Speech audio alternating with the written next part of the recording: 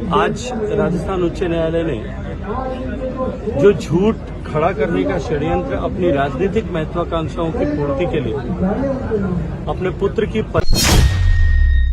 केंद्रीय मंत्री गजेंद्र सिंह शेखावत को दिल्ली हाईकोर्ट से बड़ी राहत मिली है। आपको जानकारी दे दें कि संजीवनी क्रेडिट कोऑपरेटिव सोसाइटी से जुड़े इस पूरे मामले को लेकर के उन्हें बड़ी राहत मिली है। अक्सर इसी मामले को लेकर के अशोक गहलोत उनको अपने निशाने पर भी लेते आए हैं और बार बार वो इस बात का जिक्र करते आए हैं कि हाँ, मेरी इसमें कोई भी संलिप्तता नहीं है। पर अब वो ये बात पूरे ठोस तरीके से कह सकते हैं क्योंकि दिल्ली हाईकोर्ट से उन्हें पूरी तरीके से क्लीन चिट मिल चुकी है।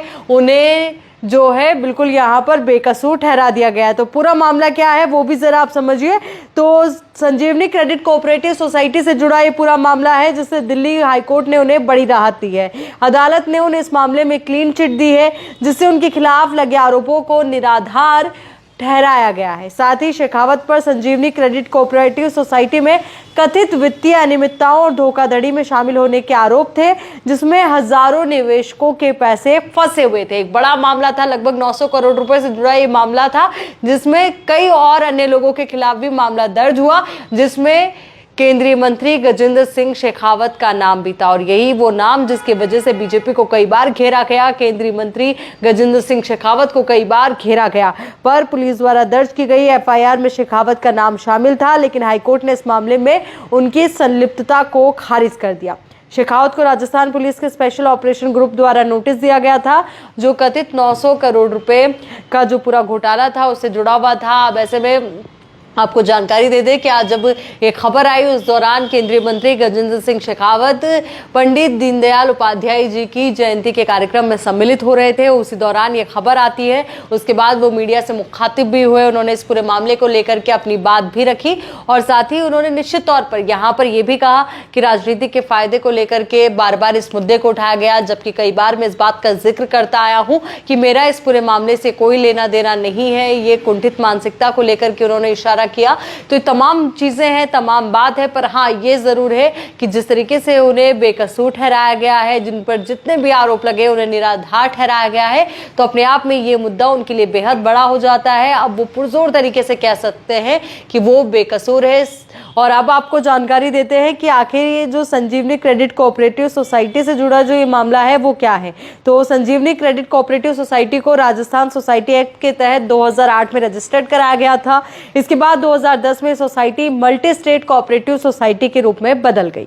इस सोसाइटी के पहले मैनेजिंग डायरेक्टर विक्रम सिंह थे जो घोटाले की जांच में प्रमुख नाम भी हैं। विक्रम सिंह को इस पूरे घोटाले का मास्टरमाइंड माना जाता है जिनकी गिरफ्तारी हो चुकी है। तो राजस्थान हाईकोर्ट में जो याचिका दायर की गई थी उसमें बताया गया था कि संजीवनी क्रेडिट कोऑपरेटिव सोसाइटी ने लोगों से भारी निवेश कराया। निवेशकों की फर्जी रिकॉर्ड पोस्टर दिखाकर धोखे में रखा गया। लोगों ने जो पैसा सोसाइटी में निवेश किया था वो लौटाया नहीं गया। ये पूरा घोटाला करीब 900 करोड़ रुपए का बताया जा रहा है। तो वहीं जो हजारों की संख्या में लोगों ने निवेश किया था, आरोप ये भी है कि निवेशकों के पैसों का गलत तरीके से लोन पर दिया गया और लोन पर ब्याज भी नहीं वसूला गया। तो एक बड़ा यहाँ पर ये घोटाला था जिसको लेकर के कई लोगों के नाम है और मुख्य आरोपी का नाम भी हमने आपको साझा किया। पर इन तमाम नामों में जिस नाम की चर्चा सबसे ज्यादा जोरों पर थी वो थी केंद्रीय मंत्री गजेंद्र सिंह शेखावत की।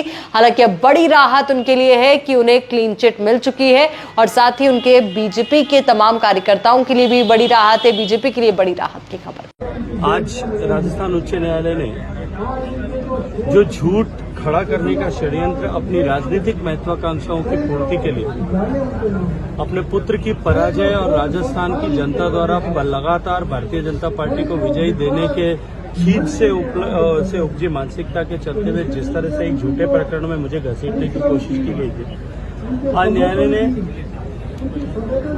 उस पर अपना निर्णय सुनाते हुए उस इन्वेस्टिगेशन को क्वैश कर दिया और साथ साथ में फर्दर इन्वेस्टिगेशन बिना किसी न्यायालय की स्वीकृति के द्वारा न किया जाए, इसको लेकर के आज आदेश सुनाया। एक बार फिर सत्य जीता है और ऐसी कुत्सित मानसिकता किसी व्यक्ति के चरित्र हरण करने का प्रयास जिस तरह से किया गया उसके उन लोगों के मुंह पर आज न्यायालय के निर्णय के बाद एक तमाचा